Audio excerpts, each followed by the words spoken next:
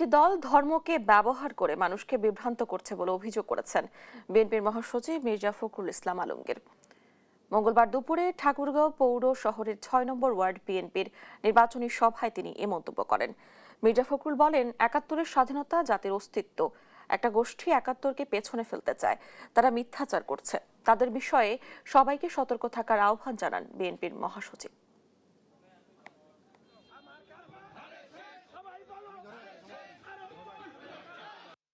একাত্তর হচ্ছে আমার মূল অস্তিত্ব, এটাকে নিয়েই আমাকে দিলাম।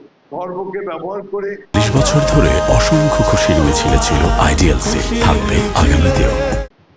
মানুষকে বিভ্রান্ত করার চেষ্টা করা, মিথ্যা প্রচারণা করা হচ্ছে, যেগুলো আপনারা আমাদের স্বাধীনভাবে সিদ্ধান্ত নিতে ভুল হতে পারে।